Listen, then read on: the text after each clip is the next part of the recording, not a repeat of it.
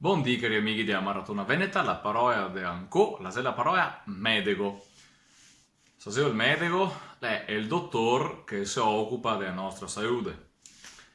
Medico, confrontiamo con altre lingue, partiamo intanto dal latino. Medicus, sta ic, intanto sto us sappiamo che in Veneto diventa o, come peraltro anche in Toscana per esempio.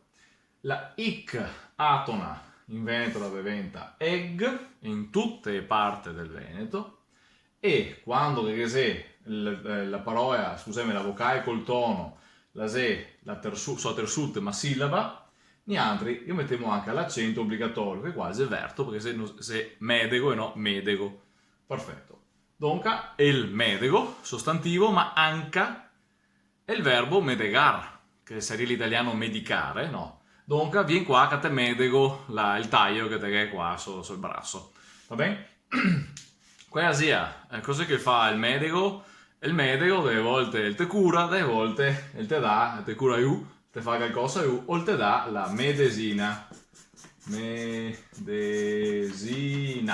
Se neanche confrontiamo con l'italiano medico e medicina, vedremo che l'italiano ha la tendenza a mantenere sua vocale, medico, medicina, ok? Invece il veneto ha la tendenza, le vocali libere, qua il tono è qua, e ha la tendenza a sbassarle.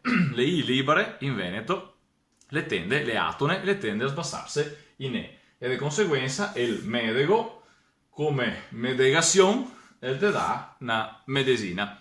Va bene?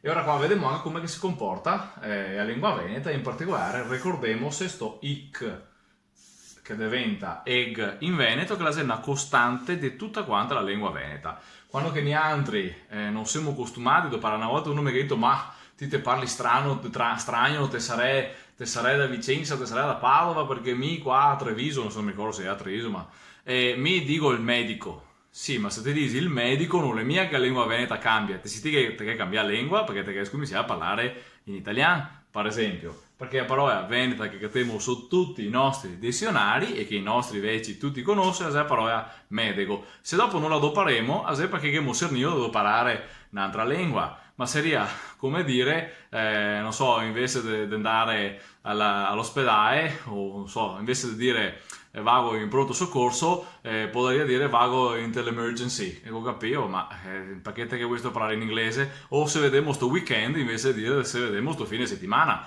Allora non sai che perché mi dico weekend e ora la lingua veneta cambia da un comune a che altro, perché se no avrissimo a dire la stessa roba anche dell'italiano quando che dopo la parole di un'altra lingua, che fa l'inglese, va bene?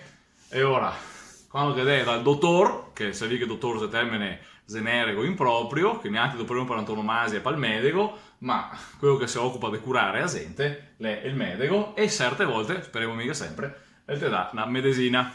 E medesina, di conseguenza, è anche il nome della facoltà di medesina. Ah, mi fa da ridere perché la medesina è il siroppo, è la pastiglia. Sì, ma anche in italiano la medicina è lo sciroppo o la pastiglia. Abbiamo la tendenza a non riconoscere in Veneto la normalità della sovrapposizione che succede in altre lingue che fa l'italiano.